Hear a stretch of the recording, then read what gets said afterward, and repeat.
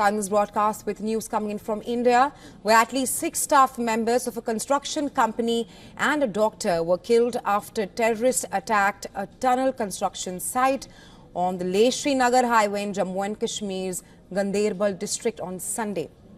Local members of the National Investigation Agency have reached the spot, while a team from New Delhi is likely to visit Gagangir today. The attack was carried out late in the evening when the workers and other staff engaged in the tunnel project returned to their camps located in the Gund area. Meanwhile, the Resistance Front, an alleged offshoot of terrorist organization Lashkar-e-Toiba, claimed responsibility for the attack.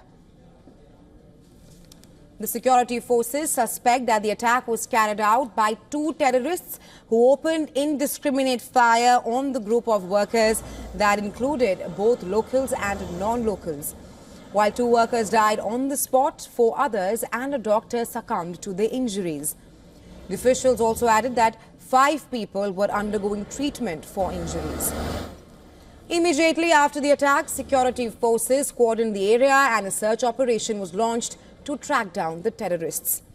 While top security officials, including Inspector General of Police, reached the spot to assess the situation on ground.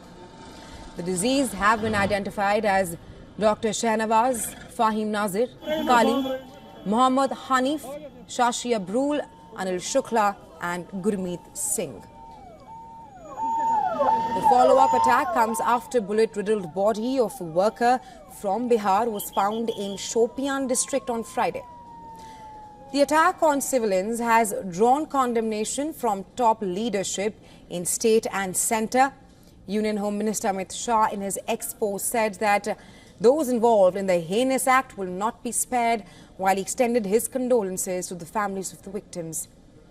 State's newly elected Chief Minister Omar Abdullah also condemned the attack, which comes after nearly 4 days after he was sworn in. Abdullah said that the casualty figures might go up as some injured victims were shifted to the hospital. In the meantime, Jammu and Kashmir Lieutenant Governor Manoj Sinha reacted sharply to the attack, saying that perpetrators would not go unpunished.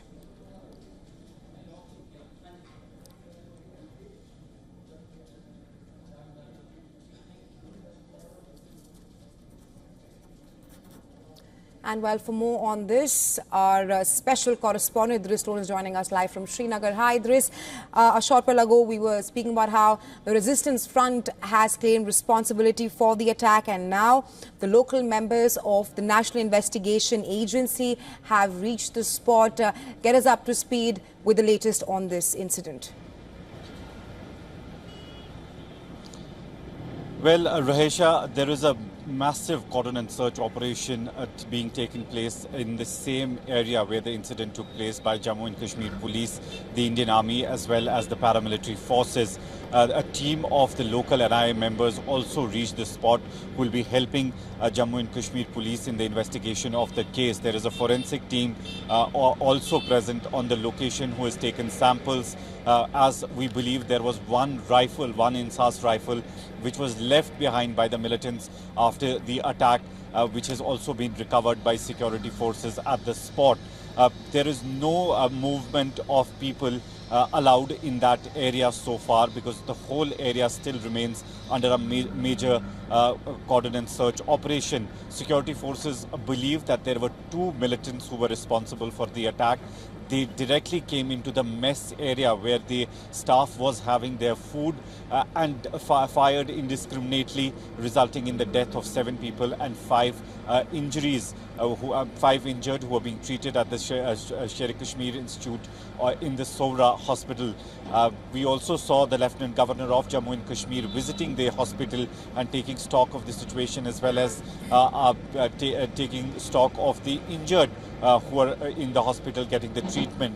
On the other hand, talking about the area, which is Gandarbal's Gagangir area, has been one of the most peaceful areas in the last 1 decade. There has been no incident of violence in that area from a long time, and it's after a long time that militants have actually shifted their bases to the central and mainlands in Kashmir Valley, which is the central which is the central Kashmir area like the Gandarbal as well as Srinagar. We also saw one killing that took place just a couple of days ago in South Kashmir, where a non-local laborer was killed, and this seems to be a pattern now that the militant groups are basically attacking the civilians in Jammu and Kashmir. Right, Idris, I was just coming to that there seems to be a shift in the strategy adopted by the terrorists, where they are now both targeting the locals and the non-locals. Talk to us more about how this attack comes just a few days after the formation of the new government in Jammu and Kashmir, and how the selective killing of 6 laborers and a doctor can perhaps jeopardize normalcy in the valley at this point of time.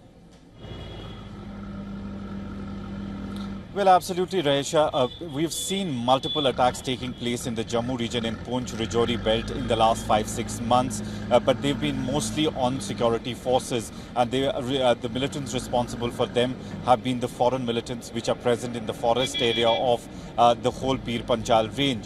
While as if we talk about the Kashmir Valley, we've seen there was a lull, especially after the announcement of the assembly elections. We've seen that security was beefed up all across the Kashmir Valley, from North Kashmir to South Kashmir, as well as in the central part of Kashmir. Just after the elections have finished and there's a government in place, there seems to be a rise in the militant attacks at various places. We saw the same happening in south of Kashmir, central Kashmir, which has seen peace for over a decade. Now, where the militants' presence also is a big challenge for security forces, because that route is strategically extremely important for security forces to move. The Indian Army as well as paramilitary forces that are sent to Ladakh region actually take the same route where the attack has taken place, and the tunnels that basically the work the work that is going on the tunnels will also help the Indian Defence Forces, because it will be an all-weather tunnel, which will basically mean that there will be access to these areas all through the year for security forces to take their convoys. But this seems to be a very strategic and thought about militant attack, especially taking place on the civilians working on the tunnel, which will eventually be more helpful to the people as well as to the defence forces of the country. Right, Idris, a massive search and coordinate operation is underway in the area. Thank you for joining us on the show with your insights and on-ground report. That's our special correspondent, Idris Lone, joining us live from Srinagar.